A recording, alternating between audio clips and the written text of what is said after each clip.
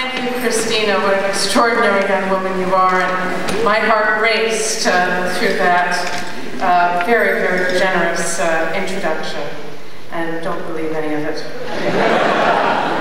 I'm currently at the University of Guelph. I'm directing students in a hamlet that takes place in a homeless community, a kind of tent city, because of course there's Shakespearean drama in every community.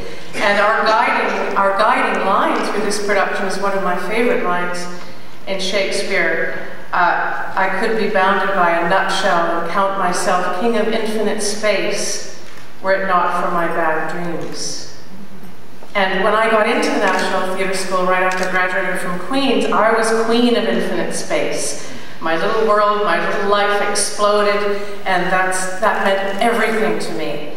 But then, about 33 years ago, after my first semester, December in Montreal, oh, before that, je suis désolée, très désolée, mon français est très mauvais, malade, pauvre, et forgive me. La faute de Toronto.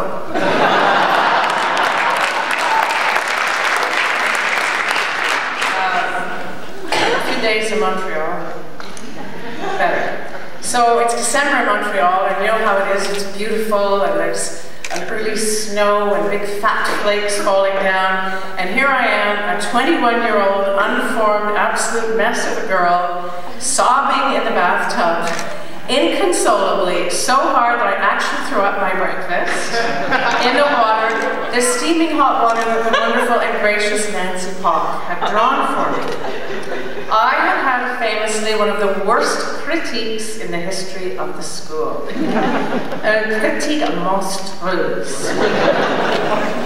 I now see, of course, that they were quite wisely trying to shake me into a wakefulness from the kind of comatose state that I was in of the construction of girlhood, Catholic girlhood, small-town Ontariohood, and all those constructions that we need to shake off in order to find the artist within. And they had to shake it very hard because it was a very tight construct.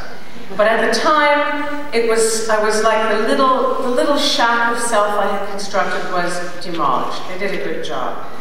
I was not thrown out or asked to leave, as they always delicately phrased it. I guess I had an angel in the room. I still don't know who that was.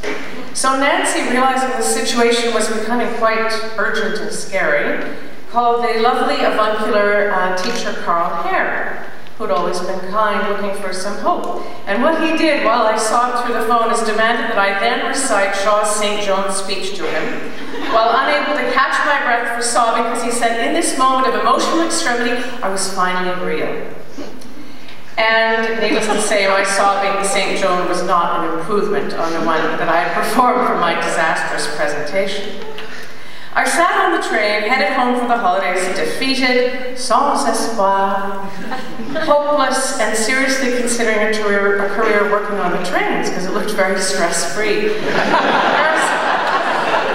But if you told me at that moment of utter defeat that one day the people at this very school would recognize me for a life in the theatre, not for the worst critique ever, not for the worst St. Joan ever, it was really bad. But if you told me this, I think I actually would have believed you.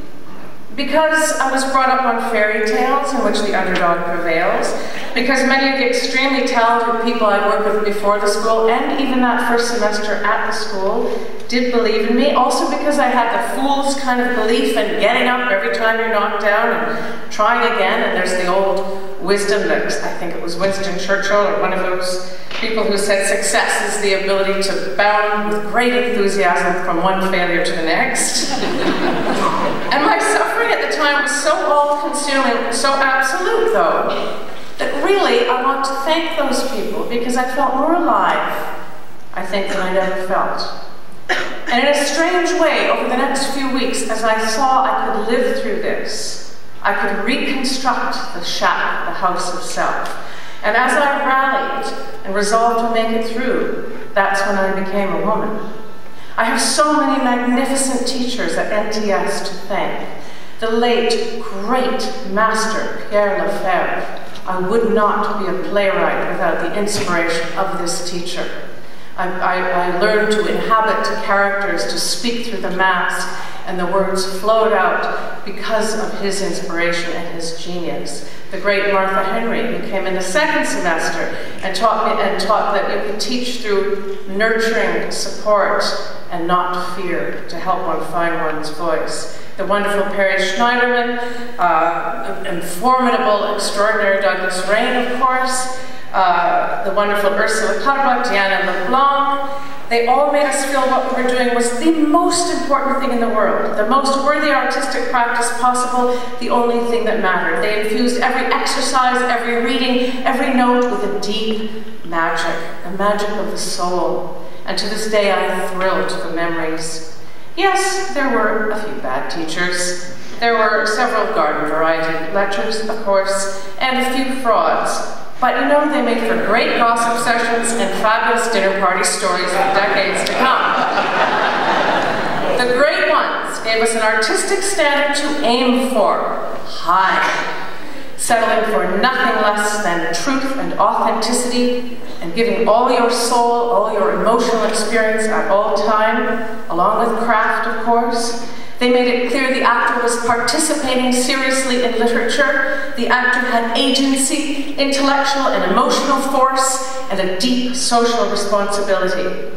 When I write for the theater, I write as an actor improviser. I write with the outrage, the rage it took me for years to feel about social justice. I write roles I hope those who inspired me would be proud to play, and the young people here, Christina, would be proud to play. I write with political and feminist conviction that when I was in my 20s was deemed irrelevant and ridiculous.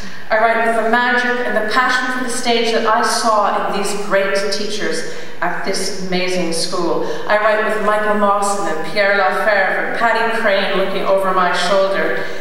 I rejoice also in every new regime at the school, respecting tradition while breaking down old walls, taking responsibility for students' project progress, and teaching with love. I thank you.